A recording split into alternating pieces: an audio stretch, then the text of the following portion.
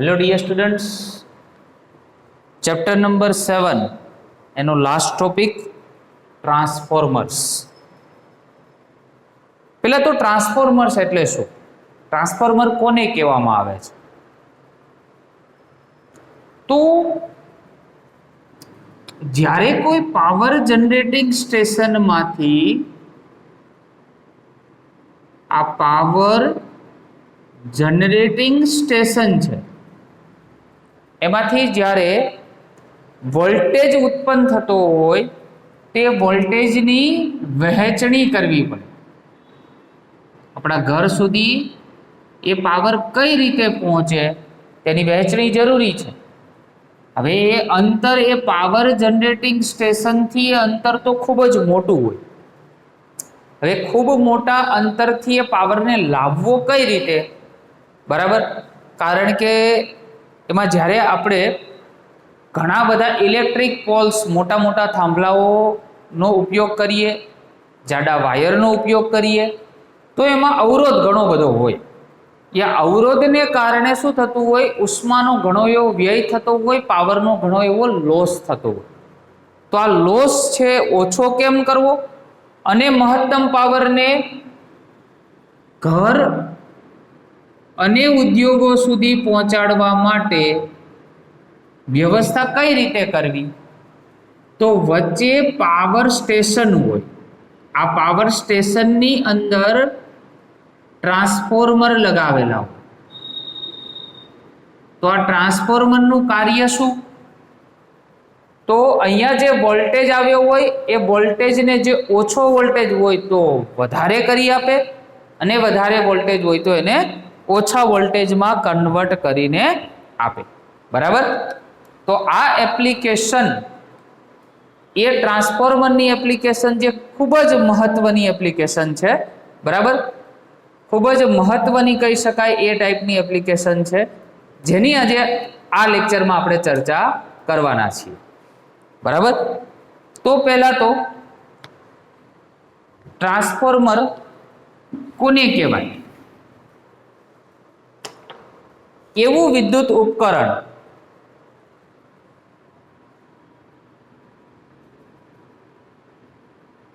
Transformer એ એક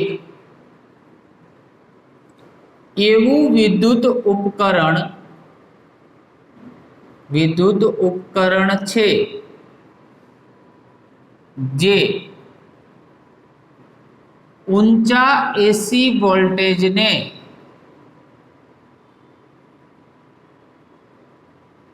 નીચા AC voltage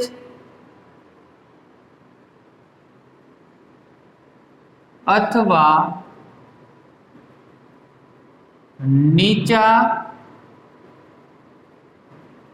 એસી વોલ્ટેજને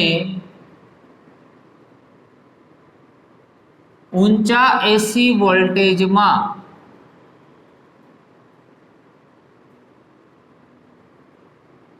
રૂપાંતરિત કરે છે.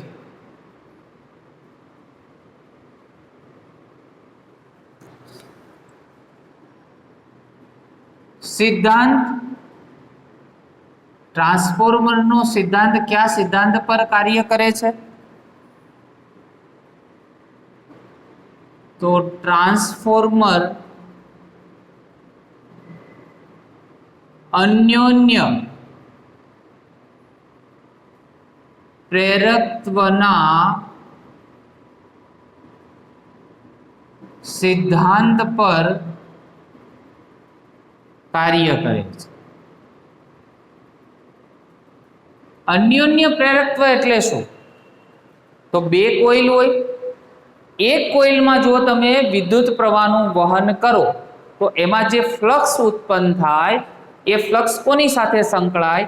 બીજી કોઇલ સાથે ઓટોમેટિકલી સંકળાય જાય, અને બીજી કોઇલમાં વિદ્યુત પ્રવાહનું વહન થાય, વિદ્યુત પ્રવાહ ઉત્પન્ન થાય, પ્રેરિત થાય, બરાબર? તો એ જે સિદ્ધાંત છે ને શું કહેવાય? અન્યોન્ય પ્રેરકત્વનો સિદ્ધાંત.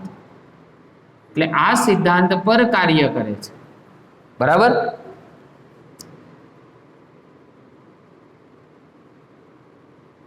ટ્રાન્સફોર્મર બે પ્રકારના હોય.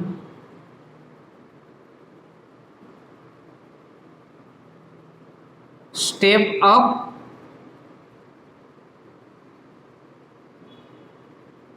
અને step down.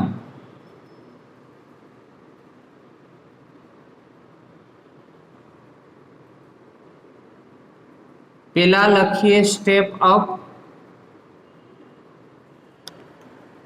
Step up transformer કોને કહેવાય અને સ્ટેપ ડાઉન ટ્રાન્સફોર્મર કોને કહેવાય?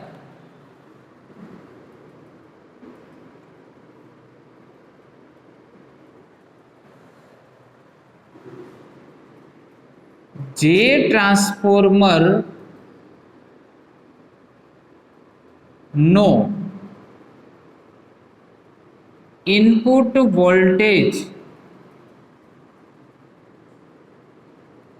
વધારે હોય તેને સ્ટેપ અપ ટ્રાન્સફોર્મર કહે છે. બરાબર. એ જ રીતે એનો બીજો પ્રકાર સ્ટેપ ડાઉન. બરાબર. Step down transformer.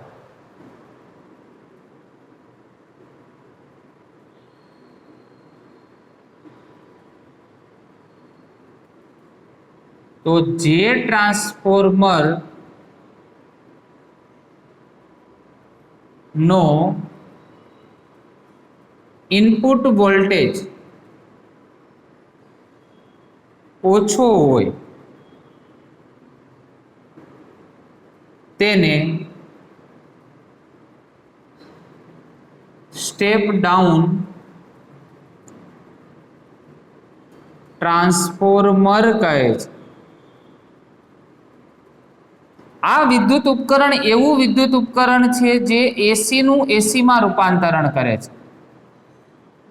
આ ઉપકરણ એસી વોલ્ટેજનું એસી વોલ્ટેજમાં જ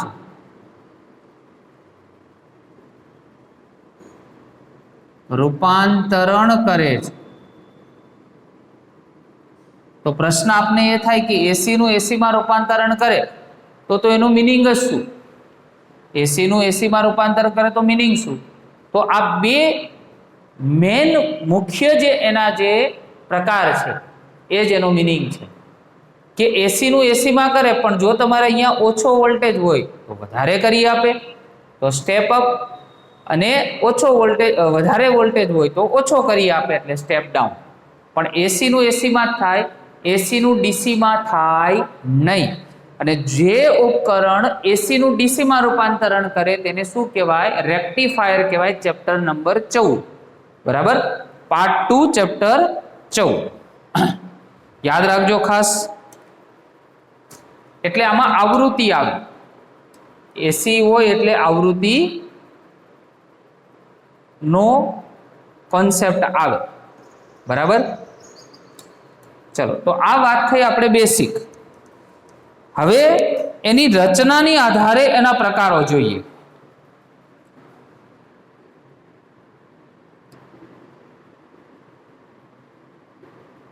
તો ટ્રાન્સફોર્મર ની રચનાને આધારે બે પ્રકારો છે.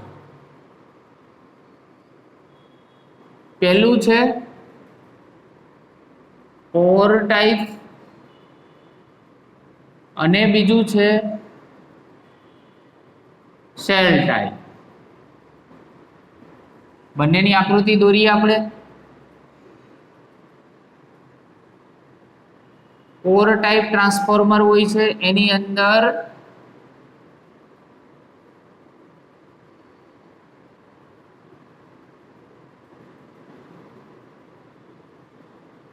એની અંદરની સાઈડ જે કોર હોય એના પર વાઇન્ડિંગ કરેલું હોય. બરાબર. અંદરની સાઈડ જે કોર હોય એના પર વાઇન્ડિંગ કરેલું હોય એટલે આ થઈ કોર, અંદરનો એનો ગર્ભ ભાગ, એના પર વાઇન્ડિંગ, બરાબર આ રીતે. અને અહીંયા જ બીજું વાઇન્ડિંગ,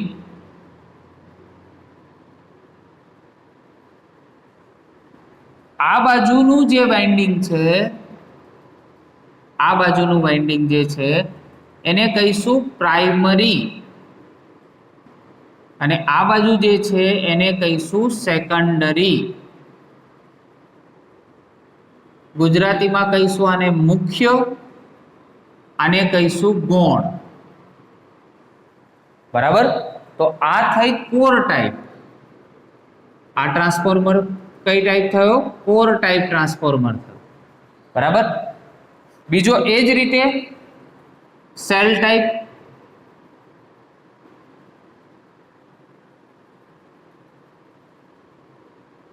બરાબર. તો ખૂબ જ સરળ છે.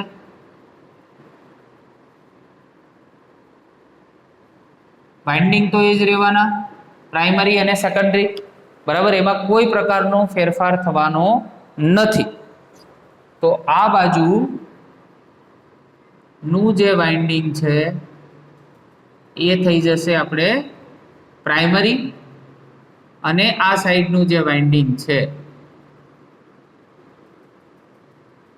એ થશે સેકન્ડરી. આ પ્રાઇમરી અને અહીં થશે સેકન્ડરી. બરાબર. તો ઓવરઓલ જો ટ્રાન્સફોર્મરનો તમારે સિમ્બોલ લેવો હોય, બરાબર, ઓવરઓલ ટ્રાન્સફોર્મરનો જો આપણે સિમ્બોલ લેવો હોય તો સિમ્બોલ કંઈક આ રીતે થાય.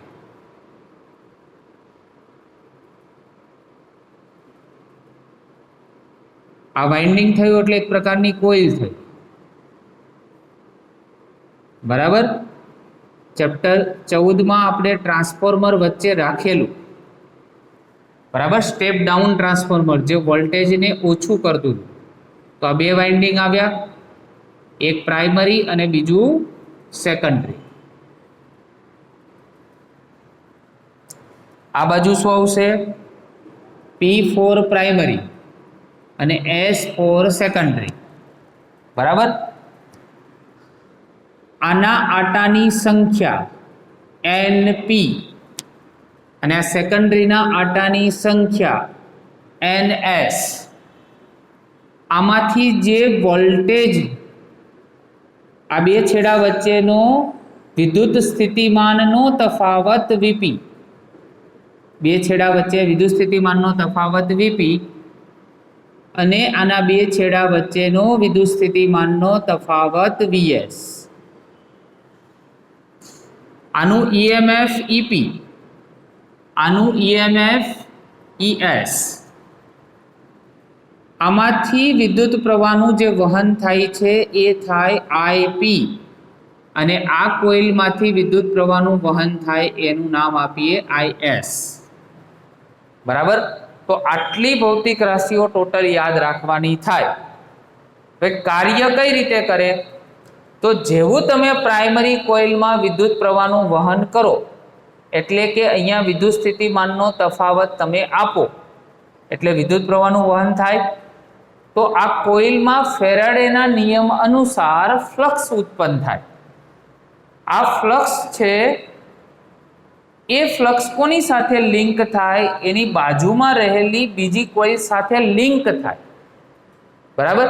તો આના કારણે આના ફ્લક્સમાં ફેરફાર થાય આ કોઇલમાં, અને એના કારણે એમાં EMF ઉત્પન્ન થાય, અને એના કારણે વિદ્યુત પ્રવાહ પ્રેરિત થાય આ કોઇલમાં. એટલે આ કોઇલને કારણે આ કોઇલમાં થાય. વચ્ચે હંમેશા યાદ રાખજો ગેપ હોય, વચ્ચે કોઈ જોડાણ ના હોય. વચ્ચે આ રીતે બંને કોઇલ હોય ને તો એની વચ્ચે આ રીતનો ગેપ હોય. તમે એકમાં જનરેટ કરો એટલે ઓટોમેટિકલી બીજામાં જનરેટ થઈ જાય. બરાબર. તો આ કન્સેપ્ટનો ઉપયોગ હાલમાં રિસર્ચ ઉપર છે. કેવી રીતે? નાના ડિસ્ટન્સ માટે તો આ એપ્લિકેશન સક્સેસ અત્યારે બની પણ ગઈ. આપણી ઘરમાં ધારો કે પંખો ચાલુ કરવો છે, तो આપણે સ્વિચ ચાલુ કરીએ, તો સ્વિચ ચાલુ કરીએ તો સ્વિચનું જોડાણ કોની સાથે હોય? પંખા સાથે હોય, વાયર દ્વારા.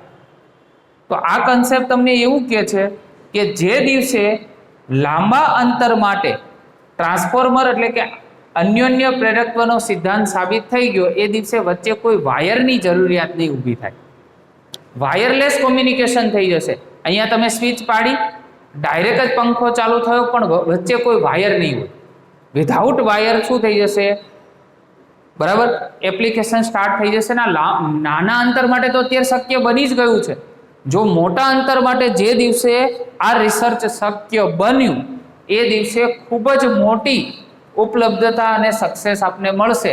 કારણ કે કેટલો બધો કોપરનો વપરાશ, કેટલો બધો એલ્યુમિનિયમનો વપરાશ છે એ ઘટી જશે.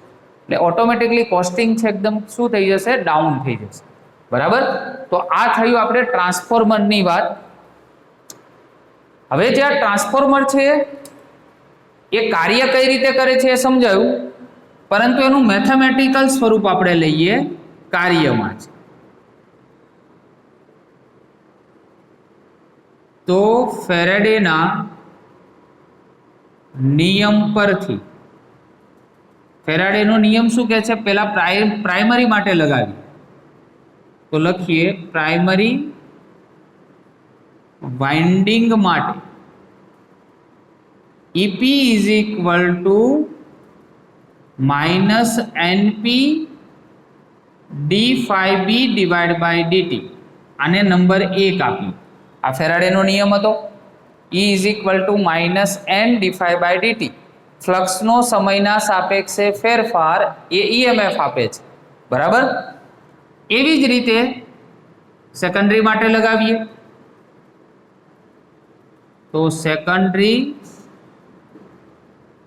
વાઇન્ડિંગ એના માટે શું આવશે?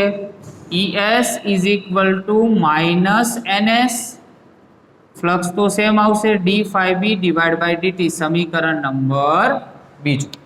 બરાબર, તો આ બે સમીકરણ થયા. હવે આ બંને જે સમીકરણ છે એ બંને સમીકરણ એનો ગુણોત્તર લઈએ, જેથી કરીને આપને એક નવું સમીકરણ મળશે, નવું સૂત્ર મળશે ટ્રાન્સફોર્મર માટેનું. બરાબર, તો સમીકરણ નંબર 1 અને 2 નો ગુણોત્તર લેતા સમીકરણ 1 અને 2 નો ગુણોત્તર લેતા ચલો શું આવશે? તો EP ડિવાઇડ બાય ES બધું જ લખીએ, માઇનસ NP, અહીંયા આવશે d∅B ડિવાઇડ બાય dt, અને નીચે આવશે minus NS d∅B divide by dt. આખું કેન્સલ, માઇનસ માઇનસ કેન્સલ, તો EP divide by ES is equal to NP divide by NS. બરાબર, આ નંબર 3 મળ્યું. પરંતુ અહીં EP છે તો EMF છે, તો EMF એને ઇક્વલ ટુ શું થાય? વિદ્યુત સ્થિતિમાનનો તફાવત પ્રાઇમરીનો. એવી રીતે સેકન્ડરી માટે VS તો રિપ્લેસ કરો, તો VP divide by VS is equal to શું બનશે? બરાબર, અહીંયા NP ડિવાઇડ બાય NS છે, એની જગ્યાએ શું આવશે? NP divide by NS. આ બધા સૂત્ર છે જે દાખલાઓમાં કામમાં આવશે. બરાબર,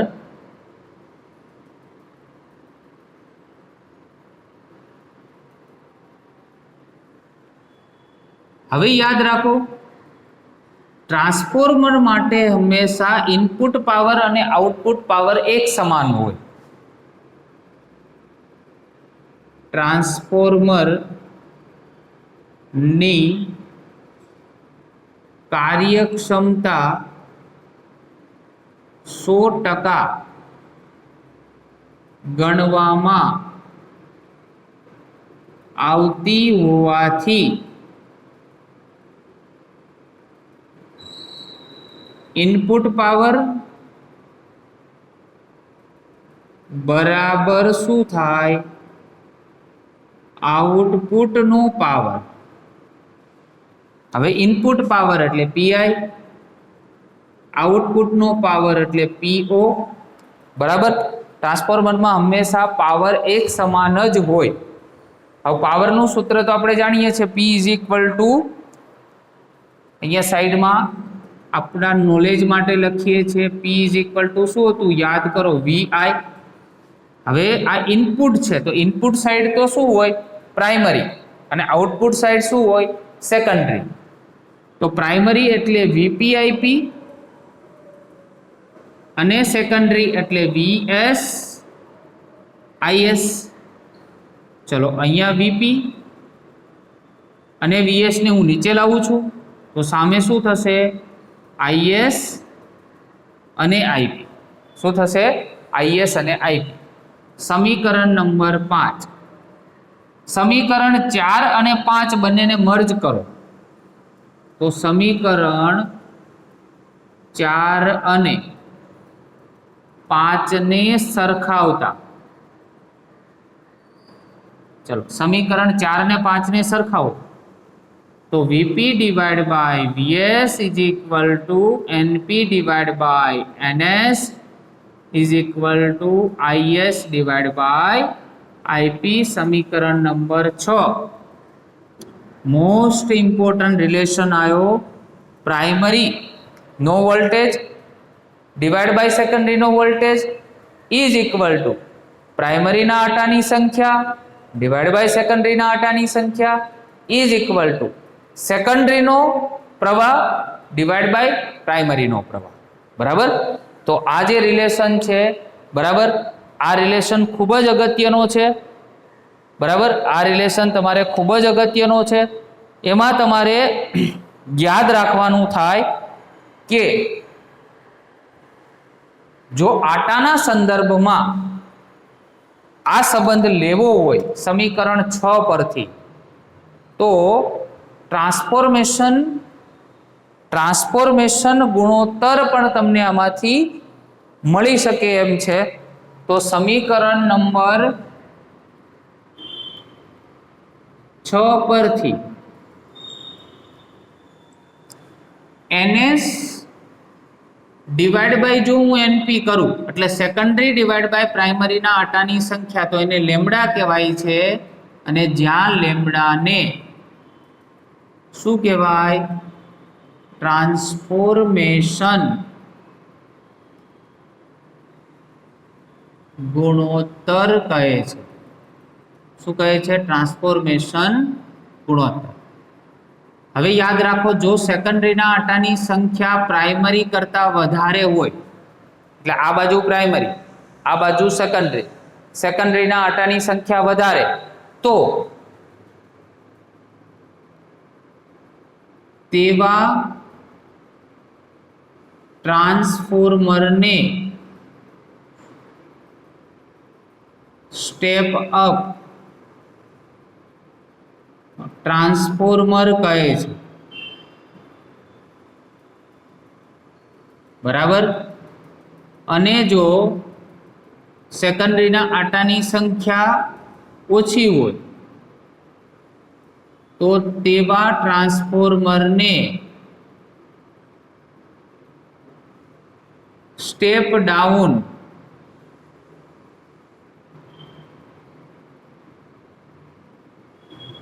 ટ્રાન્સફોર્મર કહે છે.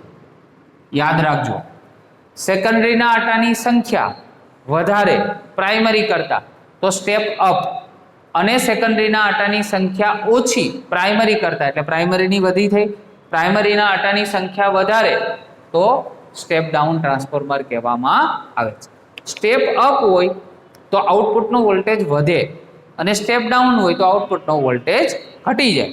તો આ આખી જે રચના થઈ આજના લેક્ચરમાં એ ટોટલી ટ્રાન્સફોર્મરની રચના એની આપણે ચર્ચા કરી. સૌપ્રથમ તો ટ્રાન્સફોર્મર કોને કહેવાય, એના પ્રકારો અને એનો સિદ્ધાંત. એની રચનાની આધારે પણ બે પ્રકાર, કોર ટાઈપ અને સેલ ટાઈપ, અને એનું કાર્ય. ટ્રાન્સફોર્મર કઈ રીતે કાર્ય કરે છે અને જે કાર્ય હોય છે કાર્યને આધારિત એના જે સૂત્ર છે ફેરાડેના નિયમ પરથી એ સૂત્રની ચર્ચા કરી અને સાથે સાથે ટ્રાન્સફોર્મેશન ગુણોત્તર બરાબર એનું સૂત્ર શું હોઈ શકે એની પણ આજે ડિસ્કસ કરી. Okay, thank you very much.